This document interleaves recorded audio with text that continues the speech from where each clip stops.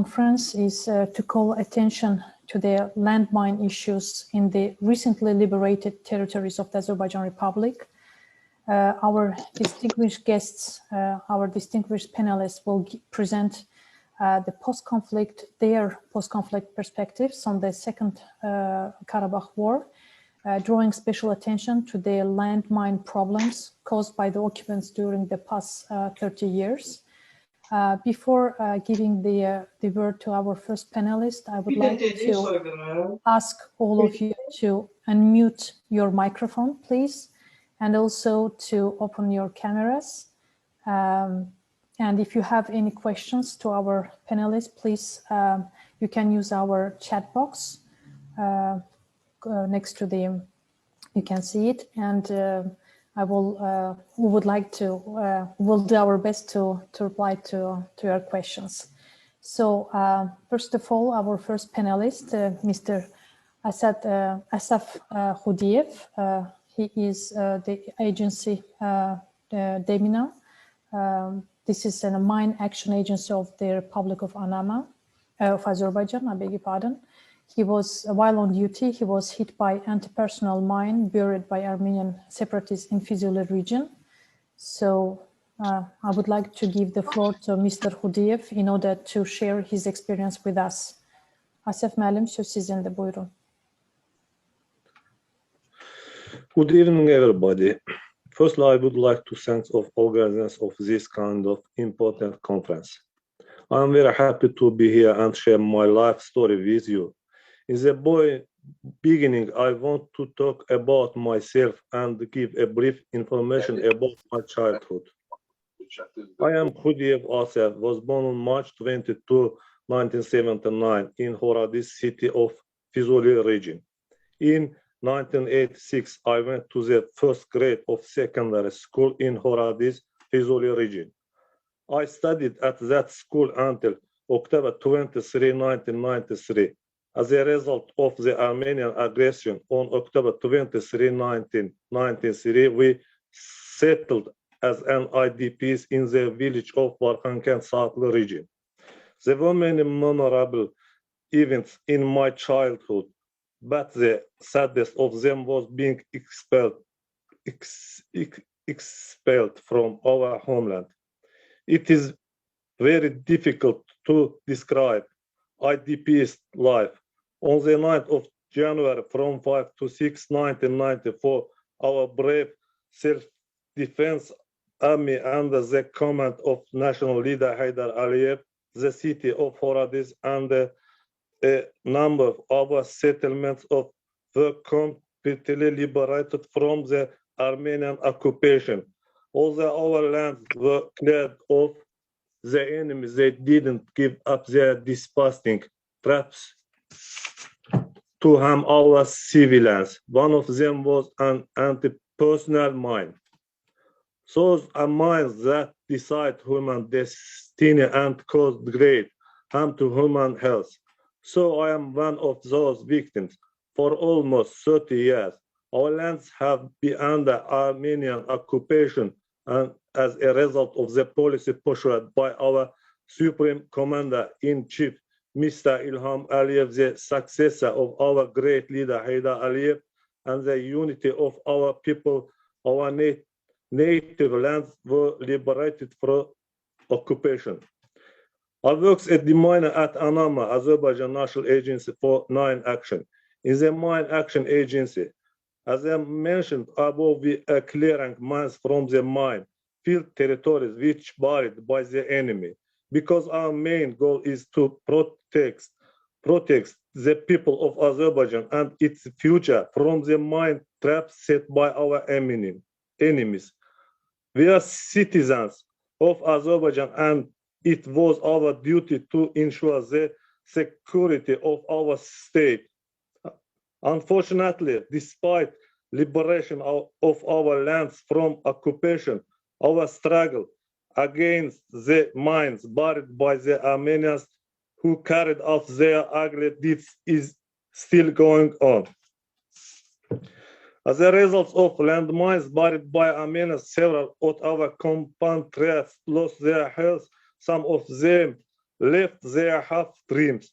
Among the victims, several anonymous employees, including me, lost our health. On November 14, 2022, of our civilians entered the mine area.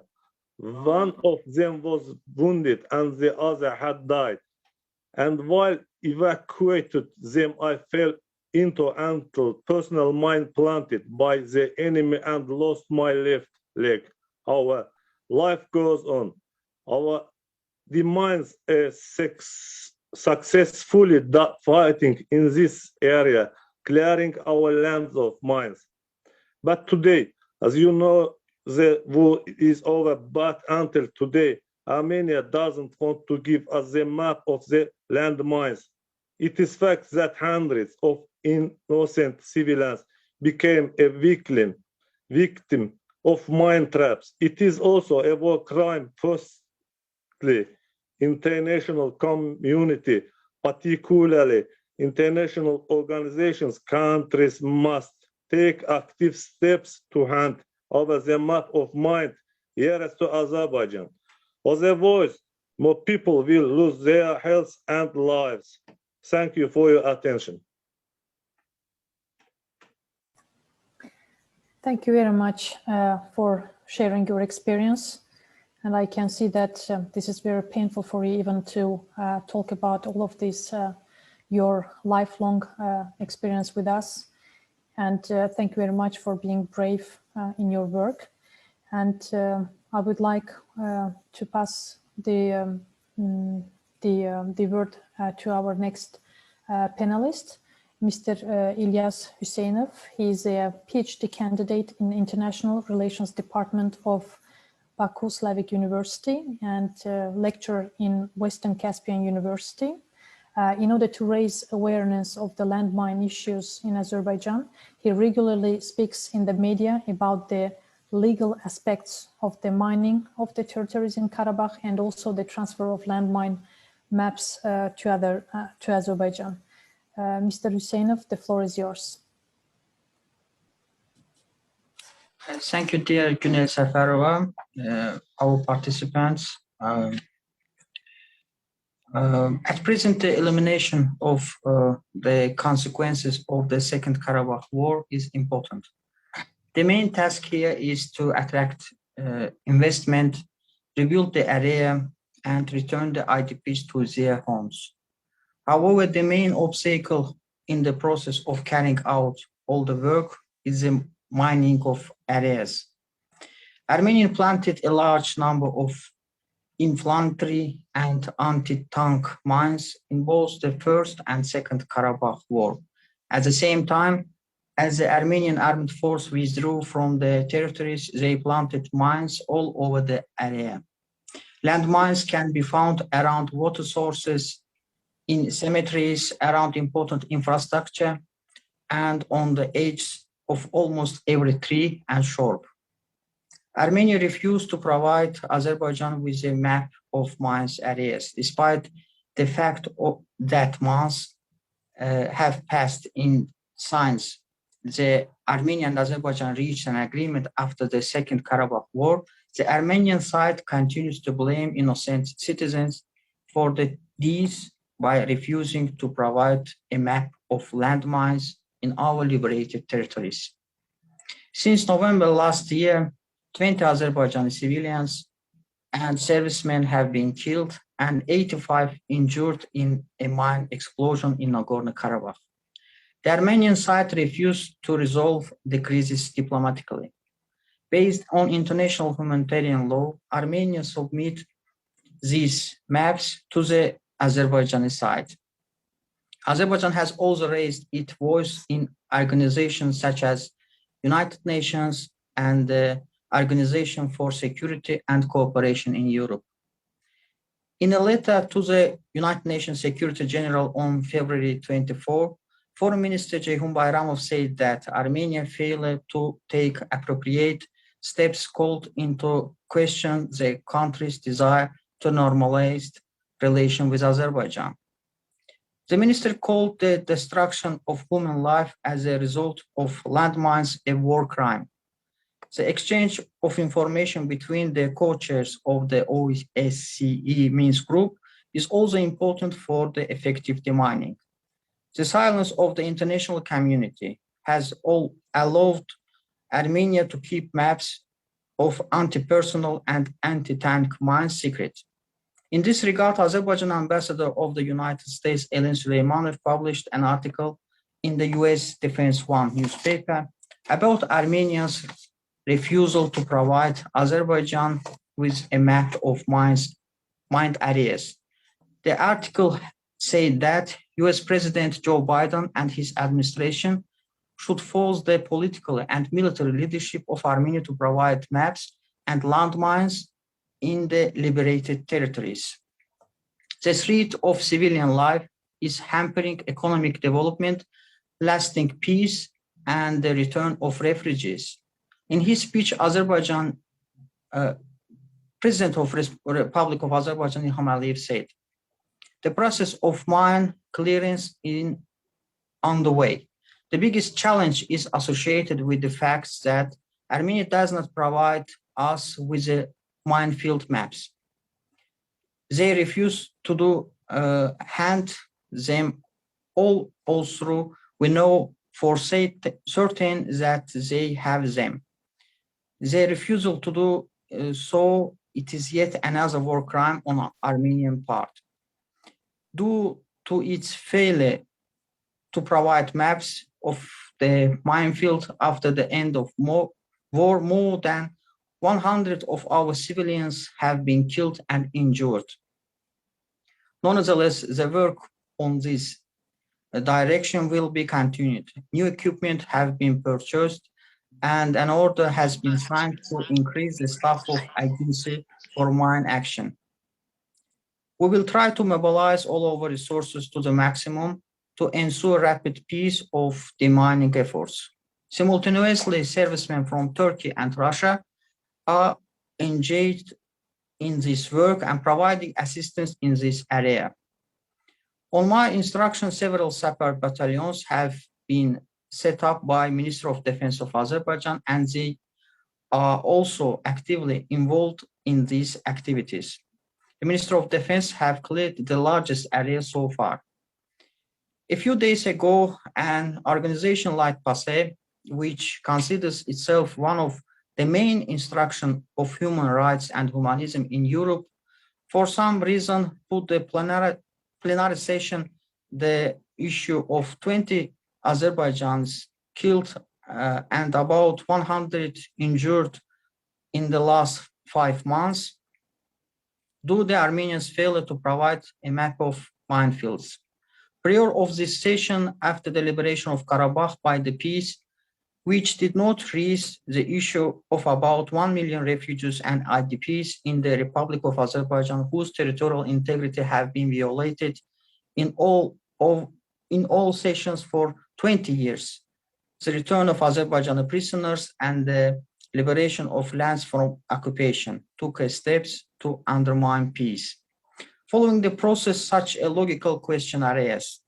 Why do not the George Soros Foundation and the peace deputies want to be of mine territories from Armenian government to hand it over to Azerbaijan?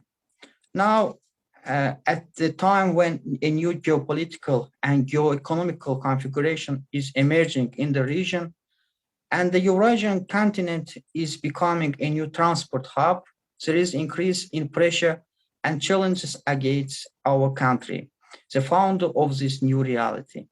However, as always, this time it will overcome all the artificial obstacles facing our country, and we will witness the process of Baku's independent domestic and foreign policy.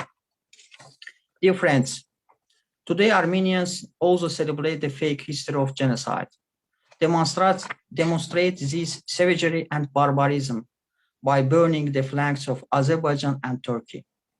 It is time to stop the atrocities. To do this, we must mobilize all our efforts. The rise of Armenian fascism and all these actions that serve lasting peace, security, stability, and sustainable development must be prevented. Thank you for attention. Thank you very much, Mr. Huseynov, for this insight. And before giving the floor to our next guest, I would like to read our first question in the chat box. Asif müəllim, sual sizədir. Deməli, Üzeyir Abbasov soruşur ki, minaların təmizlənməsində könüllülərin cəlb olunması mümkündürmü? Zəhmət olmasa mikrofonunuzu açın. Çox təşəkkür ederim. Çox gözəl sual buyurdunuz, verdiniz. Həqiqətən də Anamada bu saat bu işlər üzrə işlər gedir. Yəni bu addımlar atılır. Bəli, könüllülər cəlb olunub artıq. Bir neçə yüz nəfər könüllü cəlb olunubdur. Çox sağ olun. Maybe one of our panelists can answer to that question as well in English. Is it possible to employ volunteers in mine clearance? Can one of our panelists reply to that question? Actually, there is a number of efforts undergoing to recruit such people. In fact, in an interaction, the head of the French anti-mining committee personally told me, his name is Yves Marek, that he is interested in helping Azerbaijan with mine clearance, which I think would be an amazing effort. And there are also private demining companies in Western countries, in the United States and elsewhere, that are engaged in such efforts and could potentially be assistance. It's important to note, however, that such efforts should involve trained professionals because it's a life-threatening procedure. Even with the use of equipment, a lot of the mining needs to be done. Demining efforts need to be done manually. For that reason, it's important that whoever are the volunteers or the professionals helping in these endeavors are well trained, that they meet the standards of the industry, and that they're not just random people who are trying to do the right thing. It's important to work with professional agencies. So for that reason, I think it's important to investigate every initiative. I think right now there is a good opportunity with that group from France, and potentially with other efforts, because similar issues are facing a number of other countries, and it's a great opportunity to increase cooperation on that front and to establish relationships with other countries that are dealing with demining efforts, and have groups on the ground doing that could also be employed as volunteers or provide some kind of assistance. Okay, thank you very much, Irina. And I was just about to give you the floor. Very short presentation. I think that everyone knows Irina very well. She's a New York-based human rights lawyer and geopolitical and national security analyst. And she's also the vice president of the media relations at Timberwolf Phoenix Company.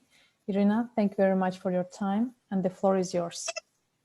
Thank you so much. I'm very honored to be here, and I only wish it was for a happier occasion. The fact that this is happening at all is not just criminal, not just tragic.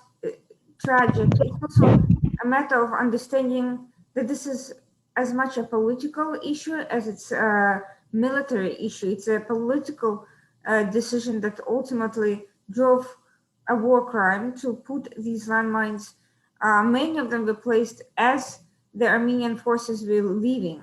It was not a matter of just putting mines to clear a particular area during the heat of battle. These mines were planted around areas that were expected to be repopulated by civilians, areas that were occupied and that were always civilian areas, not merely areas during combat.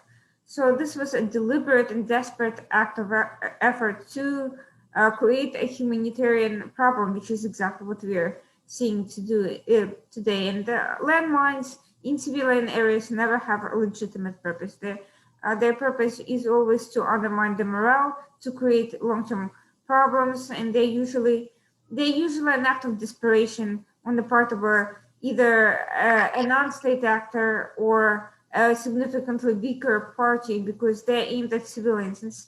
a cowardly act, it's a desperate act, it's an act of military inferiority.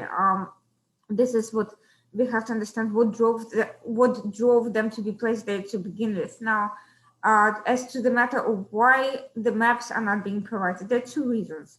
One, simply an act of vengefulness and desire to prolong this situation, to create additional tensions and potentially even provoke future conflicts.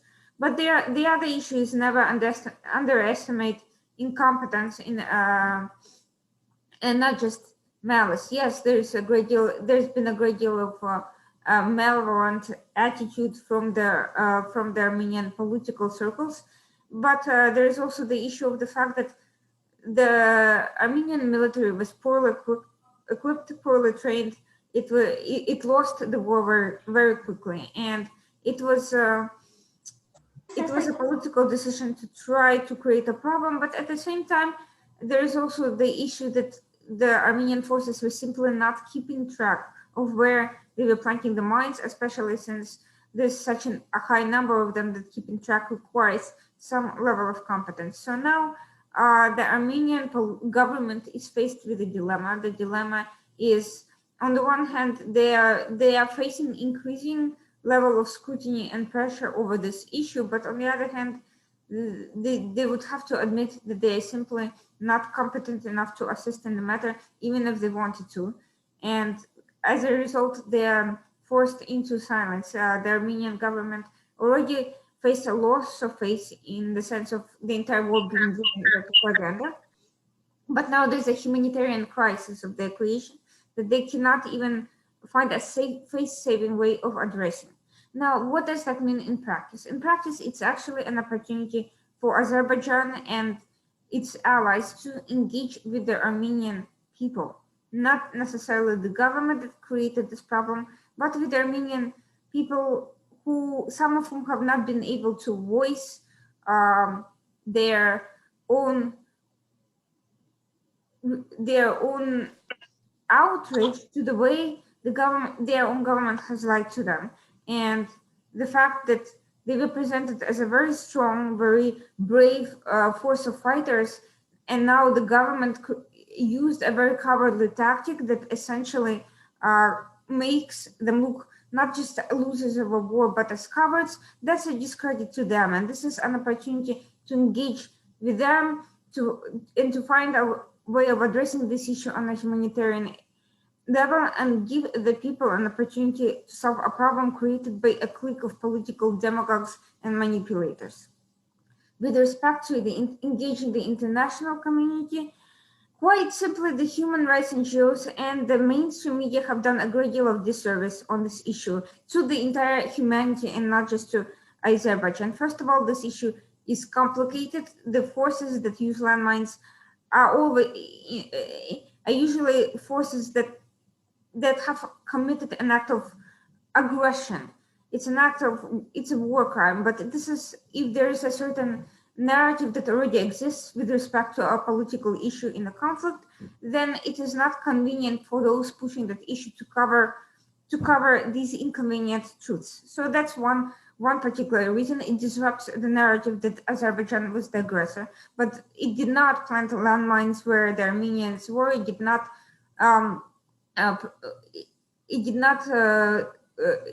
engage in conflict outside its own borders, and it did not pursue cowardly anti-humanitarian acts against Armenian civilians. So that in itself is disruptive to the apolitical narrative permeating a great deal of Western media in the United States, in France, and other countries, where all of this, where there's a great deal of political sway from Armenian lobbies who are not necessarily serving the interests of Armenian people. They're serving the interests of Armenian political elites, not necessarily the people, which is very important to note. Every community has a right to address their own interests, but the Armenian lobbies have not actually done much to create a peaceful and better future for the Armenians in Armenia. They have done a great deal to generate strife and conflict that led to loss of lives, but not much to create a better future. So a lot of the media narratives that ignores this issue of landmines and these human rights abuses is driven by these political considerations and financial gains from particular circles that do not necessarily even represent the people they claim to represent. The other issue is the issue of the human rights NGOs. Unfortunately, in general, they cover this issue very poorly across the board. Many of them are lacking in military expertise. They're lacking in understanding of basic procedures in demining. They don't necessarily understand what it entails. And specifically during the Second Karabakh War, there's been very little coverage of that. Even the coverage of other controversial weapons being used, such as cluster munitions, was often one-sided, belated, to the extent that certain groups were finally pressured into covering the cluster munition attacks on Azerbaijani civilians that came after a great deal of pressure from a great deal of controversy. So with respect to landmines, these human rights monitors have basically failed at their jobs, in some part due to simple lack of expertise in the matter, and in some part, again, because it was not a convenient narrative. Now, what can be constructively done if they were interested in helping? They could be using the same digital investigators, which unfortunately propagated a great deal of fake news and disinformation about allegations of war crimes on the part of Azerbaijan, to actually investigate and track down the planting of those mines and evidence of potential unstable areas to the extent they're able to do so. If any of these digital investigators, some of whom played a destructive role during the conflicts, actually have, are seriously dedicated to doing the jobs, that's what they would be doing. Second, in terms of funding volunteers, funding companies, funding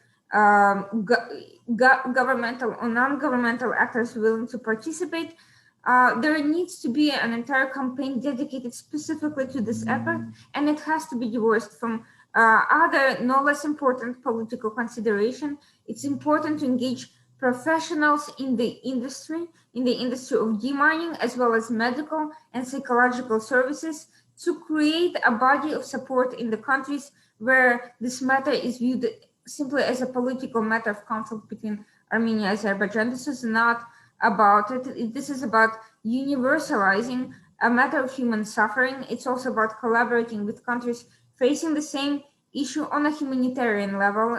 There's always going to be a great deal of political differences, controversies, different interests, different alliances, but humanitarian issues affecting civilians should never be part of it. And there is a great opportunity right now to engage, to create, I wouldn't say a lobby so much as a network of professionals, concerned citizens, and others working both with organizations on a people-to-people level and with governments and other actors on addressing the humanitarian needs, on creating networks, opportunities, and joint actions. So I think actually the time for this is very good. I see there is a lot of opportunity because there are many conflicts around the world facing this issue. And in general, that issue is being underplayed as a whole, not just with respect to Azerbaijan. It just does not get a lot of attention. The UN, the international community, has days designated to this particular issue, but it has not been a huge push. And actually, this is a good time to come together with a number of countries affected by this and just address it as a humanitarian matter in conferences, in events, in organized op-ed and article publishing, videos, education on an educational level, on medical level, bringing in doctors, bringing in psychologists, and just creating a greater awareness of how it affects regular people and separating it from political demands, political issues, no matter how legitimate. I think that's the right way to approach actually solving this problem on a practical level, and also pooling resources together from different ends, because it is a very costly problem. It's cheap to plant mines, but it's very expensive to remove them, and especially when facing also the issue of reconstructing the country and pooling resources. So I think getting allies on board is important, and it's also viable at this moment. Thank you very much for this insight and for your thorough explanation of these issues that we are facing right now. And we'd like also to continue with our panelists, and at the last, maybe at the end, I will read all the questions that we have in our chat box. Thank you very much, Irina. And our next panelist is Dr. Khalid Teymur Akram. He's Executive Director of Center for Global and Strategic Studies in Islamabad. He's at the same time independent media and business consultant and a guest analyst on various international radio and television broadcasts. He is also a prominent business specialist who is actively involved with various business ventures in Eurasian region. Very shortly about Dr. Akram. Dear Dr. Akram, we would like can you hear me? Yes, we would like to have your opinion as well on this subject. Yes, yes. First I'll talk about this subject, then I'll also tell you about my visit to the liberated areas where I happened to see the landmines myself and talk to people over there. The Armenian forces had been destroying cities and districts of Azerbaijan since their occupation. There was a destruction of building infrastructure and plundering of the natural resources. The religious and historical and cultural sites were also vandalized. There were more than 2,600 cultural and historical sites and monuments in the liberated regions, which are now almost all of them are destroyed. Ever since Armenia occupied that region, they had littered the complete region with the mines and unexploded ammunition. And this region had been referred as carpet of landmines. The worst affected areas are near Tatar, Agadaman, and districts of Fuzuli. Experts from Azerbaijan National Agency for Mine Action have estimated that it could take up to 5 to 10 years to demine the complete area. Armenia has also refused to provide any map of the landmines, and it is a massive task to clear these mines and ammunition from the battlefield area around the Nagorno-Karabakh region, because since there are no landmines, no maps are available, so it is very, very difficult to go into that area, and the complete area is littered with landmines. I visited the liberated territories on 12th of April very recently, and over there what I personally saw was that there is a very narrow strip of road which is cleared up till now, and all the area is basically littered with the landmines, and one cannot go off-road because of these landmines. Even during my visit to Agadaman city, I found out that everything was totally destroyed, and I happened to visit the tomb of the Khan of Karabakh, and I was very sad to see the state of affair over there. Even the graves were dug by the Armenian forces, and they had disrespected the graves also and the dead bodies also, which was very, very sad to see. So now coming over for the landmine-free Azerbaijan and prospect for development. Azerbaijan came along with a robust agenda of rebuilding its liberated lands. There is a hope among Azerbaijan's people that they will rebuild the area and return to their homes very soon. And over here, I must commend the vision of your president. I happened to meet him. I happened to meet your president on 13th of April, and I was very impressed by his vision and by his ideas of rebuilding the complete area as soon as possible. And I must say, and I must congratulate the people of Azerbaijan that they had fought this war very vigorously, and it was the war which was fought by the complete nation, not just by the people of Azerbaijan. And in Pakistan, we are very proud of our Azerbaijanis brothers and sisters, and we not only have been supporting Azerbaijan's stance against Armenia, and over here I would also like to tell the audience that many of you may not know that Pakistan is the only country in the world which has not recognized Armenia as a state ever since Armenia got its independence. We have always been advocating Azerbaijan's viewpoint in United Nations, and in Pakistan, people are very happy on this liberated areas.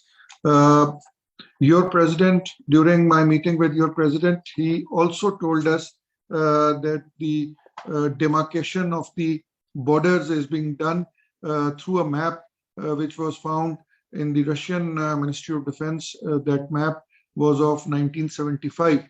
So that map will now demarcate the border between Azerbaijan and Armenia. But the state of affairs, which I personally saw in the liberated areas, is very bad, and the world must know about it, and especially United Nations must take some kind of action against whatever Armenia had been doing in the last 27 years in those areas. Thank you very much.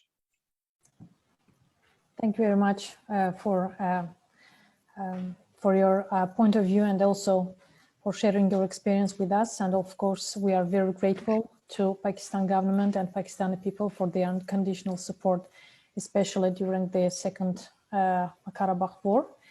And I would like also to give the word to our next panelist, Dr. Patrick Walsh.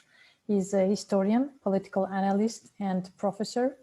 He has written a number of books with a particular interest in British foreign policy, in Ottoman Turkey, and also concerning the issues in Armenia and in Azerbaijan, especially on the loop to the Russia. His latest publication was The Great Britain Against Russia in the Caucasus, that was published last year. And he has just completing a book on the Second Karabakh War entitled 44 Days, Karabakh from Occupation to Liberation, which will be published next month. So, Dr. Walsh, thank you very much for this work, and thank you very much for joining us today. I give you the floor. Thank you very much. An honor to be with you, and good evening, everybody. I just want to speak a little bit about the mines issue, and then more about economic development straight after that. So what we know is obviously that many of the towns and countryside are filled with mines, which have to be very carefully cleared. A very arduous task, and time-consuming and dangerous task. It's estimated this could take up to 10 years or even longer. And obviously this process is already taking lives. By the end of March 2021, around 20 people had died from exploding mines, and over 80 to 100 have been seriously wounded since the ceasefire. The worst affected areas apparently are along the fortified former front lines, where the mines have been laid since the early 1990s to create a kind of buffer zone between Azerbaijan and Armenian forces, particularly near Tartar and Agdam, and in the districts of Fuzuli and Jebrail. Okay, so experts have actually described the mines in these areas as being covered with carpets of landmines. Unfortunately, as we all know, Armenia has still not provided the maps of the large areas it has contaminated with mines. And while this might be because Yerevan wants to improve the repopulation and redevelopment of Karabakh, it will have serious consequences for peace. Obviously, continual deaths of innocent people through mines will only lead to evidence and delay of reconciliation between people. Mine clearance of the liberated territories is crucial for future development and the region's general revival. So just a few words about that redevelopment and resettlement, because that's obviously what the mine issue is impeding. Actually almost zero infrastructure and new roads. New roads and railways will need to be rebuilt and rebuilt. Electricity and water provision is very poor in many areas, particularly those abandoned by the Azerbaijanis 30 years ago. And these areas are very sparsely populated or not settled at all by the Armenians. I think this says a lot about the capacity of the Armenian state to actually do anything productive, not let alone within their own state, but within the occupied territory. So they certainly didn't do anything productive or progressive for the areas they occupied for such a long period of time. So the construction of new houses, schools, kindergartens is obviously essential to getting people back. And many of the formerly existing buildings have been burned in a scorched earth policy by the departing Armenian settlers. Agricultural land as well needs to be completely rejuvenated, and all this in a fairly large territory, larger than some of the countries in the EU. So obviously, this is a very, very big task, and it's been impeded by the clearance of mines. So the Baku government has been quick to signal its intent to re-establish conditions of life in the formerly occupied territories. So we've had the construction of the Fuzuli-Shusha highway and the Barda-Agdam railway, and these were begun almost immediately after the liberation. Azerbaijan's state railway company has announced plans to rebuild the railway connecting Yevlak all the way to Khankendi. And the first steps taken in the restoration process have been the construction of major roads and motorways, which will shorten the journey into Karabakh.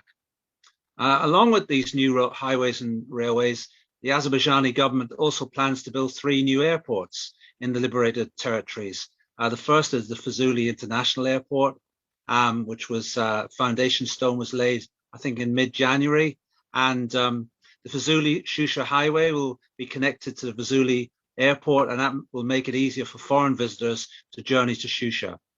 It's also planned, I think, to build other airports in Bachin and Zangilan districts as well in time. But an enormous budget is going to be needed for reconstruction.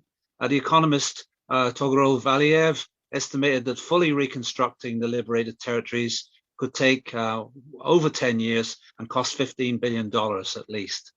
According to experts, the damage alone to Azerbaijani lands could amount to between $20 and $50 billion. And this huge undertaking can only be done under stable conditions over a period of 20 years or so. Just a final word on the overall economic redevelopment of the region. The Azerbaijani Center for Analysis of Economic Reforms and Communications has calculated that the opening of trade links would increase Azerbaijan's export growth to 1.2 billion manats per year.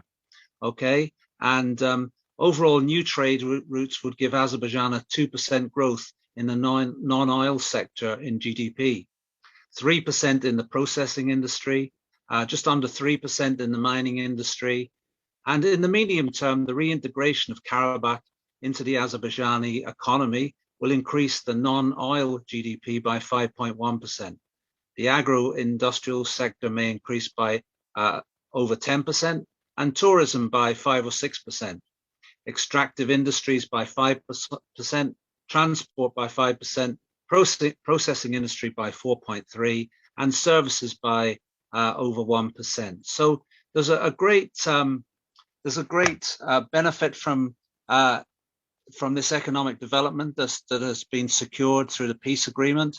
And obviously the issue of mines is very, very important because it is holding this redevelopment back and obviously holding back the resettlement of people. And probably just as importantly, it's holding back peace efforts and delaying the time for peace and reconciliation between peoples in the Caucasus, and also the general economic development of the entire region, which will obviously benefit people not only from Azerbaijan, from Nakhchivan, from Armenia, and from Georgia, and from everywhere, Eastern Turkey as well. So, you know, this mine problem has to be overcome, but it's going to be a very arduous and long process.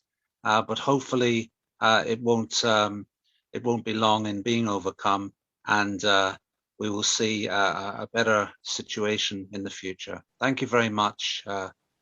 Teşekkür ederim.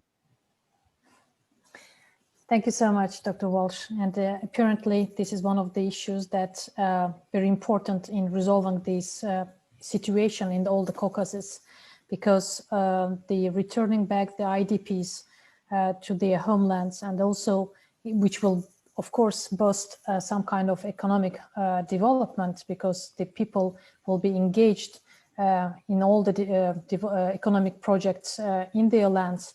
And also that will boost as well all the economic and projects in all over in the Caucasus. So it's not only the economy of Azerbaijan is concerned, but it's all the economy of the whole the region is concerned.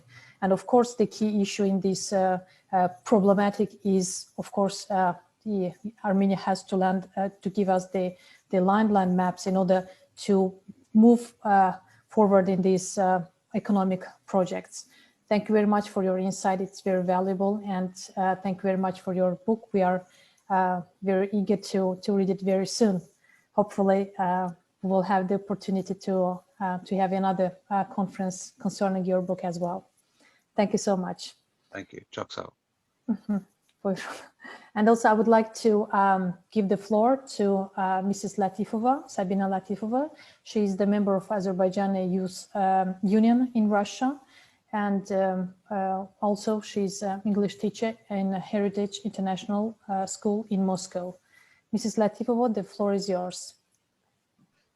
Thank you very much.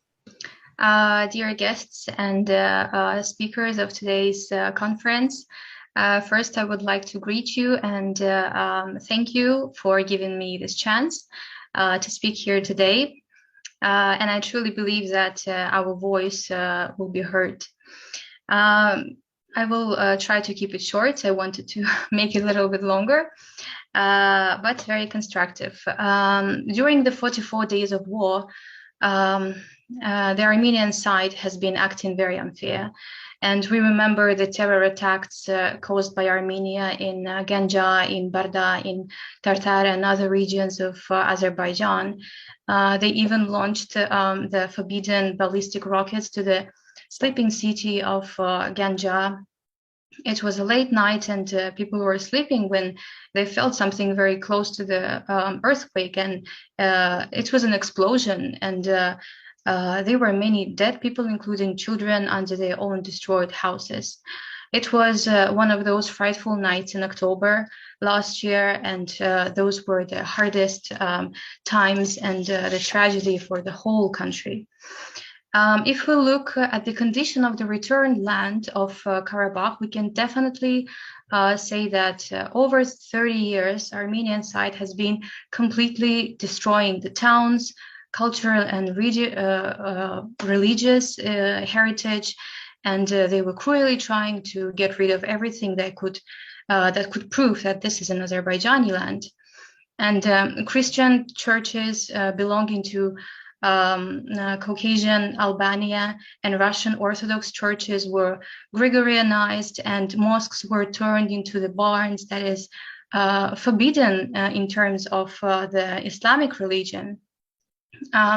In contrast to Armenia, in Azerbaijan, in its capital city in Baku and various regions, thousands of citizens of Armenian region live in an atmosphere of peace and security. And in the center of Baku, the Armenian church and its library are well maintained and protected by the state.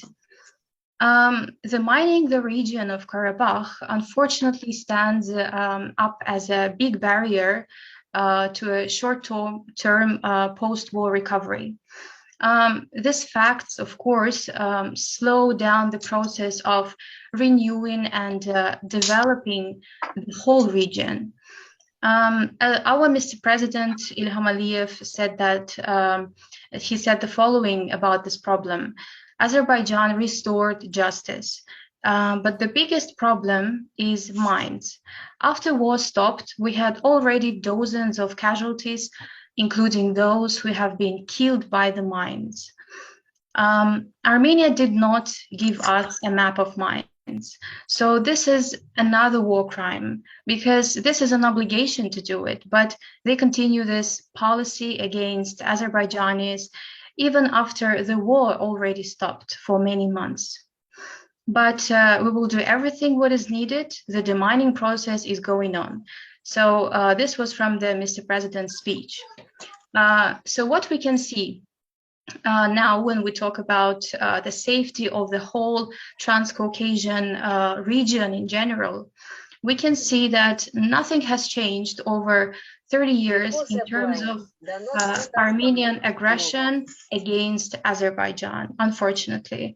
Starting from 1990s, Armenia keeps causing different terror attacks. Let's just remember the Khojaly genocide in 1992, yes, when they brutally killed over 600 people, civilians of the Khojaly village, and they were children and old people among them. We hope that the world has changed since that time after 30 years, but unfortunately Armenia keeps proving the opposite. Nowadays, Armenia's actions constitute a clear violation of international law and demonstrate its unwillingness to fulfill its international obligations and refrain from policy and confrontation. As a harbinger of peace and sustainable development, Mine Action makes an important practical contribution to building confidence between the parties. Mine Action is a critical to sustainable development and makes a positive contribution to stabilizing and maintaining peace.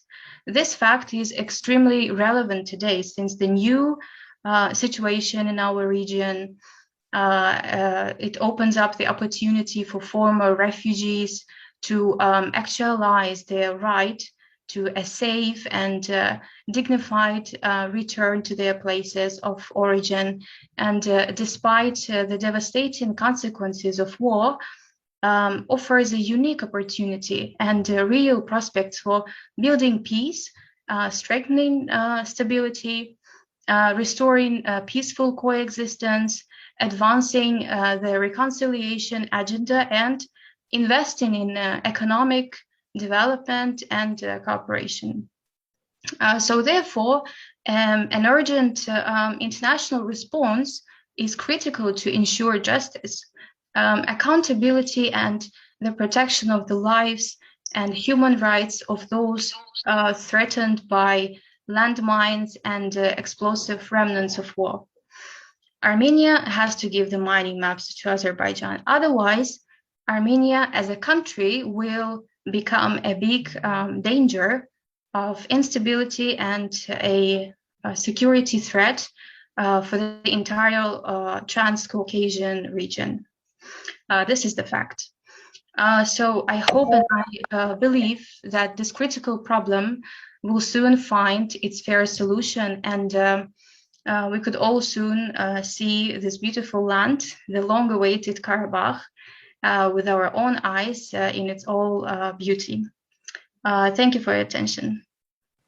Thank you very much. And I would like to have the opinion of our last speaker, Mr. Zamir Isayev. He is the director of Baku Jewish School and also chairman of the Georgian Jewish community. Mr. Isayev, thank you very much for joining us, and the floor is yours.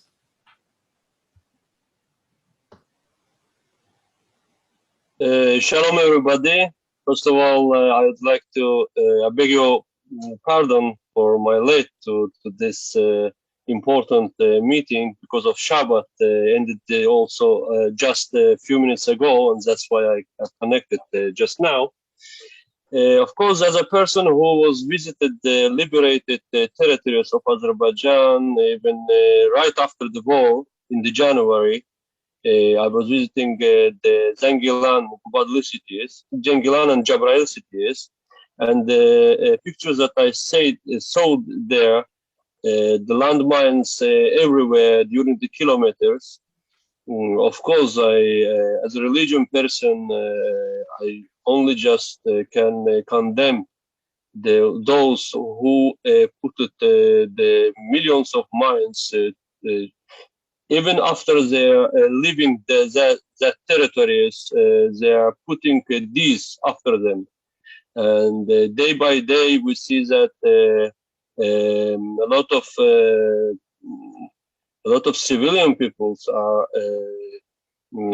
dying because of them. It's a crime against the humanity to put the landmines, and of course, and especially don't provide the maps of the landmines.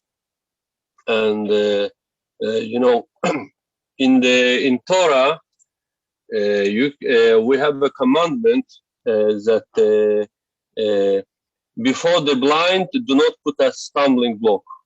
That means that if you know that something that you do will be make any damage to anyone, to other persons that cannot don't know about this, you cannot put it.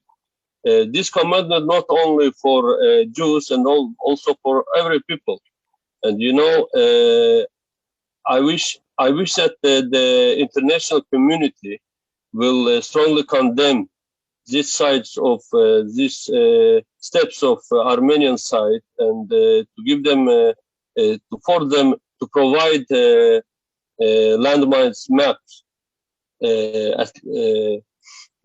landmines maps of the mines, and I think that every civilian country, every civilian organization have to know about this.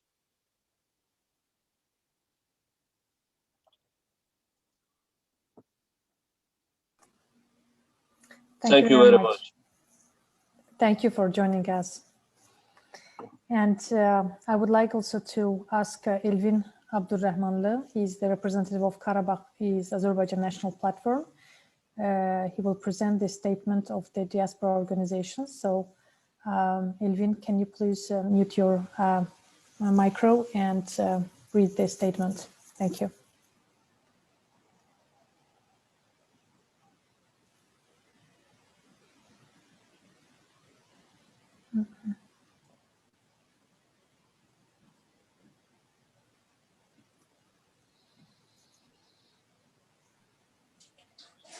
Elvin, please open your microphone. Microphone open. Sorry. Hello everyone. I am Elvin Abdurrahmanlı. I am Karabakh Azerbaijan National Platform of Turkey General Coordinator, and I am intelligence expert. I will voice a statement for the period of nearly 3 decades of occupation of international recognized territories of Azerbaijan. Armenia international placed mines in these territories, causing numerous casualties among the Azerbaijan military and civilian population. Armenia, in flagrant violation of its international commitments, now refuses disclose information of the location of minefields. This is a serious breach of international humanitarian law. Azerbaijan is in contract with a serious mine contamination of these recently liberated territories, which pose a serious threat to the life, security, and livelihoods of both military and civilian population in the post-conflict period. The massive mine contamination of these territories offset the impressions of the Reich and hundreds of the thousands of international displaced persons to return to their homes, safety and dignity. Families displaced for their home for nearly 30 years still cannot return safety until these mines are cleared. The deliberate policy of Armenia to plant mines on a large scale during the period of illegal occupation and during its forced withdrawal from the territories obviously manifests their intention to deny access to hundreds of thousands of Azerbaijanis ethnically cleansed by Armenia to their homeland. In order to prevent the implementation of the fundamental rights of the people cause as much as possible needless human suffering, Armenia actions continues to impede the realizations of the visions of peace, security and cooperation in the regions. As Azerbaijani diaspora, we convey our grave concern over the serious threat posed by Armenia massive mine contaminate of newly liberated Azerbaijani territories of the and the subsequent efforts of the Armenian government to share the location of the mines in order to make the region safe. We call of international community the force Armenia to comply with in international legal communities and its moral obligation to pray map of landmines to Azerbaijan. Thanks for listening. Thank you very much. And I thank you for all the panelists for these insights and also the perspectives, how we see this landmine-free Azerbaijan issue. So before just closing up, wrapping up, I would like to have the two questions. I will be very short. I know that we are running out of the time. I have the first question from Mimi Khatun. I don't know if you can unmute your micro and ask your question. Or would you like me to read your question? Okay, I will read your question. So the question is, in Azərbaycan minalanmış ərazilərin xəritəsinin Ermənistan dövlətindən alınması ilə bağlı dövlətimiz hansı addımlar atır? What steps is Azerbaijan government taken in order to obtain a map of mine territories from the Armenian side? Can one of our panelists answer this question, please? İcazənizlə Günel xanım, mən cavab verərdim bu suala. Əvvəlcə Azərbaycanca cavab verim. Hörmətli sual ünvanlayan bizim qonağımıza bildirmək istəyirəm ki, mən birbaşa olaraq bu işin içində iştirak eləməsəm də, dövlətin atdığı addımlardan, sosial şəbəkələrdən, eləcə də kütləvi informasiya vasitələrindən məlumat alıram və təbii ki, bu məsələ dövlətimizi yaxından narahat eləyir və bir neçə dəfə dövlətimizin başçısı Ali Başkomandan bu məsələyə diqqət ayırıb və öz çıxışlarında bu məsələyə toxunub. Mən də öz çıxışımda, eləcə də Səbinə xanım öz çıxışında prezidentdən iqtibas gətirdik və burada prezidentin bu məsələ ilə bağlı diqqətdə saxladığı xüsuslar var.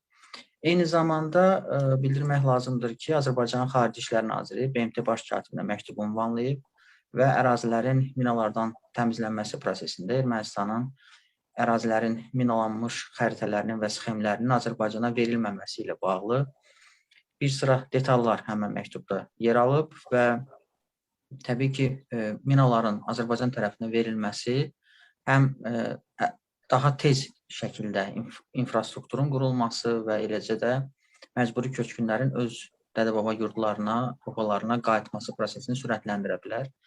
Eyni zamanda biz hər gün müşahidə edirik ki, həm hərbi qulluqçularımız, həm həmən əraziyə gedən mülki şəxslər minaların qurbanları olur. Eyni zamanda qeyd etmək lazımdır ki, minalanmış ərazilər kənd təsərrüfatına yararlı ərazilərdə yerləşir və bu da Azərbaycanın dayanıqlı inkişafını bir qədər də ləngidir. Və dövlətimiz bununla yanaşı olaraq Azərbaycanın xaricdə akreditasiya olunmuş səfirlikləri səviyyəsində təmsil etdiyi dövlətin milli maraqları istiqamətində müxtəlif müraciətlər ünvanlayırlar. Eyni zamanda ATƏT-in Minsk qrupunun həmsədri olan dövlətlərdə bu müraciətlər ünvanlanıb. Eyni zamanda önəmli bir məsələ də bundan ibarətdir ki, Rusiyanın sülh məramları və onların nəzarət etdiyi zonalar var və sülh məramlarla birlikdə bu məsələnin daha da təşviq edilməsi mühüm əhəmiyyət kəsb edir. Çünki minaların qurbanları sırasında sülh məramlar da olmuşdur və buna görə də bu məsələ həm Müdafiə Nazirliyinin istehkamçı batalyonunun, həm ANAMA-nın mütəxəssislərinin, eyni zamanda ərazidə yerləşdirilmiş sülh məramların birgə köməyi ilə tez bir zamanda bu məsələ öz həllini tapar.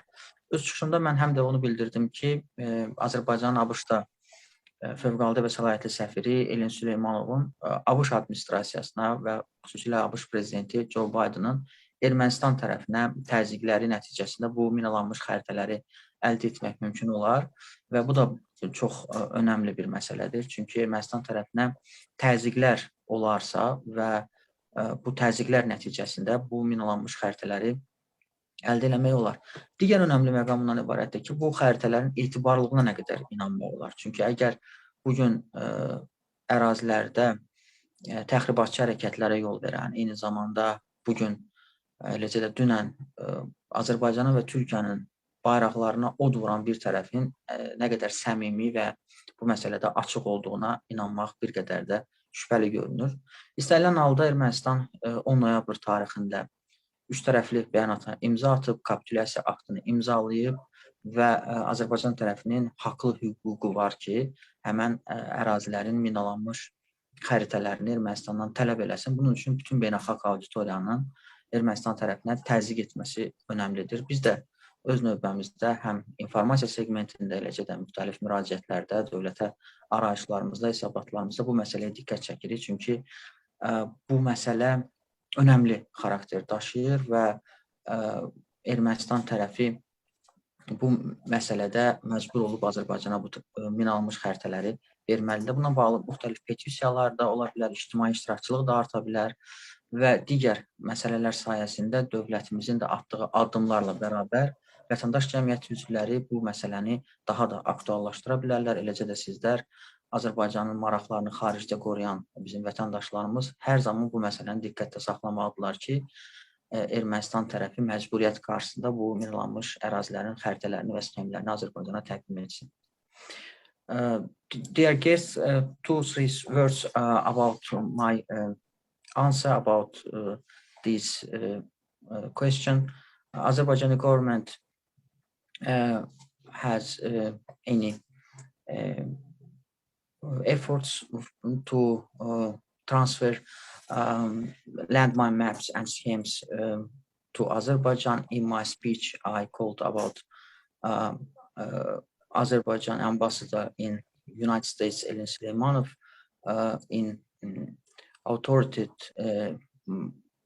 newspaper of US Defense One article published about landmine mines, and this in this article said that US administration and President Joe Biden to pressure Armenian side to transfer these maps, and these maps in landmine mine in agricultural lands, and this stops sustainable development, liberated Azerbaijan territories.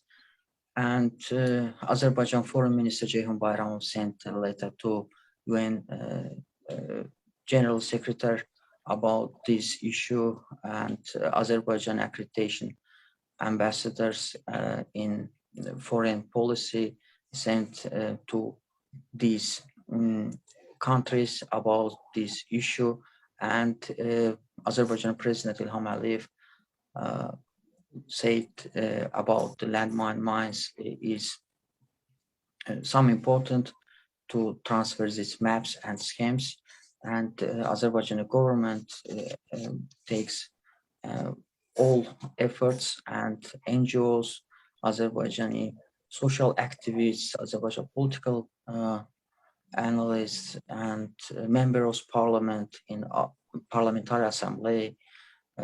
These issues go on, and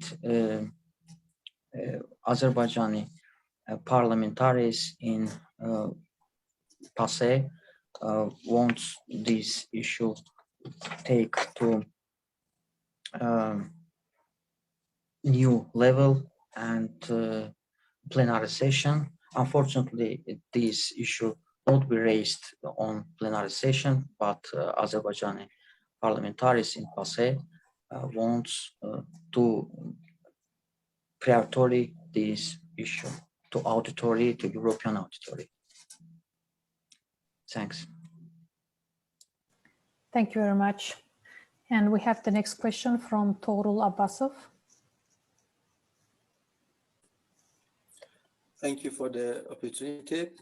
The moderator, distinguished guest speakers, valuable participants. Good evening, I am Torul Abbasov, Secretary General of Cyprus Azerbaijan Diaspora Center.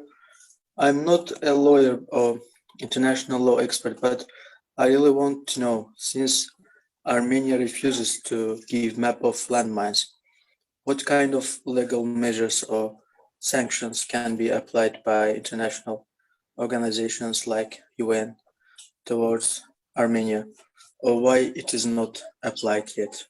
Thank you. Can one of our panelists answer to this question? Yes, Irina. Sure. So actually the war crime here is not so much the maps as the use of landmines in civilian areas, which is illegal no matter what Armenia has or hasn't signed. You can't compel Armenia to cooperate afterwards because they're not signatories to appropriate conventions, especially if there's no evidence that they actually have maps worth using.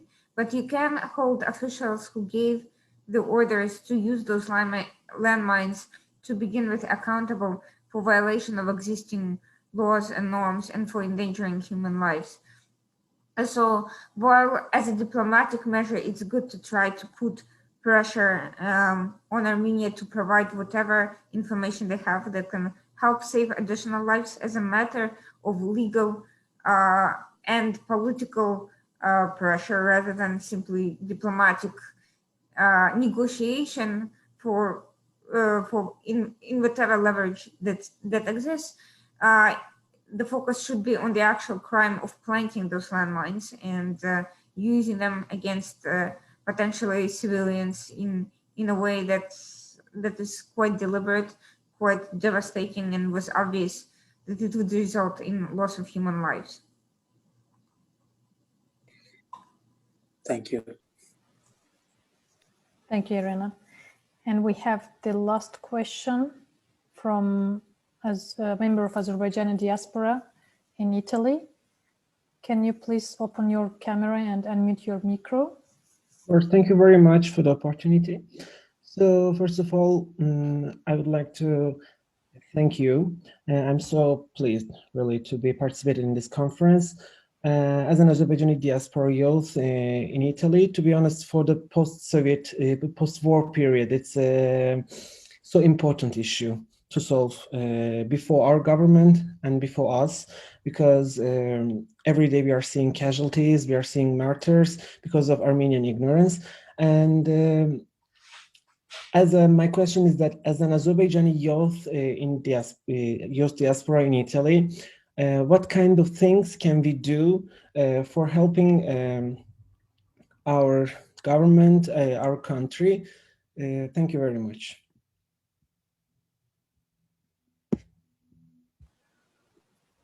Mrs. Latifova, maybe you can answer this question, please.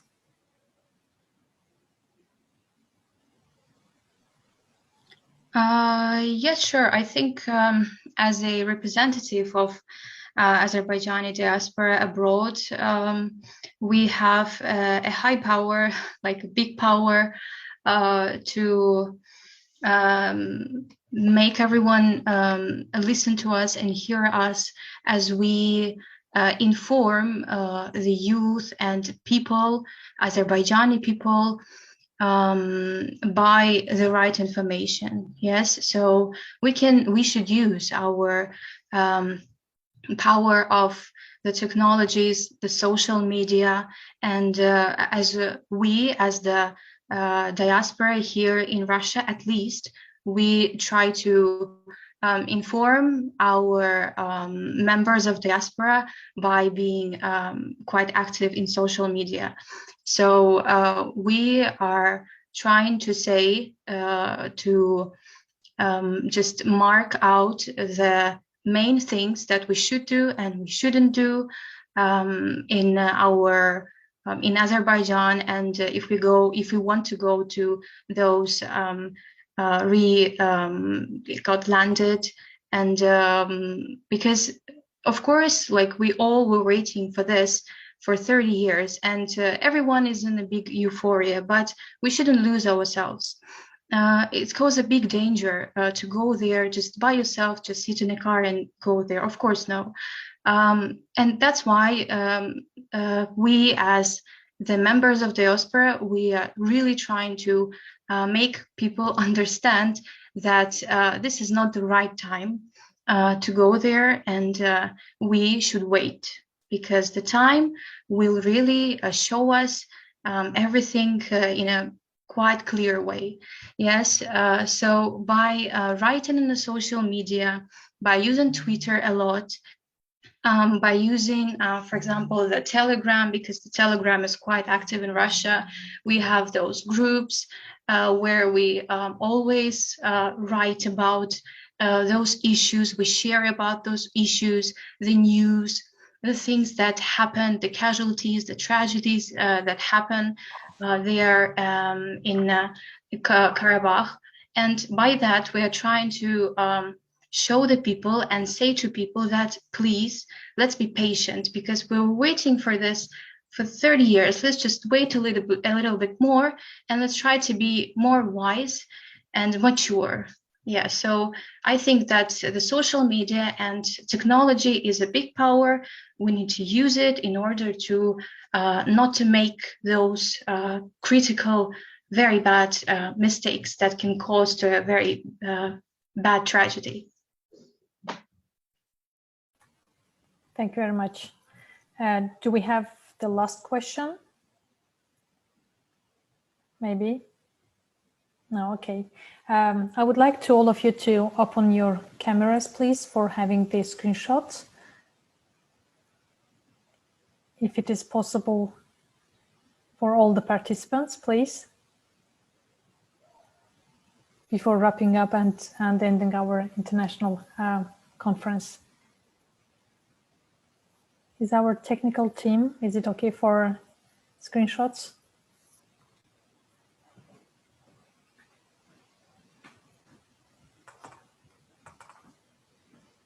Okay, just 2 minutes.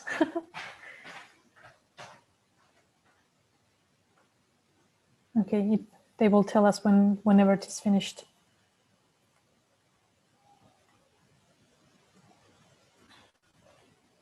Okay, is it okay right now for the screenshots?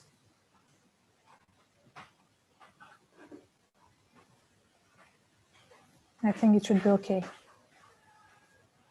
Okay, thank you so much for all of you. First of all, for our panelists, for their insights, and also giving what we call it, your opinion concerning the post-conflict perspectives, and also for all of our participants for taking active part, and also for your questions. I know that there are 2 questions that I lost somewhere in the chat box. If someone is going to ask the last question, you are most welcome. If not, thank you so much for your time, and I do hope that we are going to have the next our conference in our Karabakh, and when it will be, of course, cleaned from the landmines, and hopefully it's going to be very soon. So thank you so much. Have a nice evening, and enjoy your weekend. Thank you. Thank you Günel xanım. Teşekkür ederim. Çok sağ olun hamınız. Çok sağ olun. Teşekkür ediyorum efendim. Siz sağ olun Günel xanım. Xeyirli axşamlar. Çok sağ olun.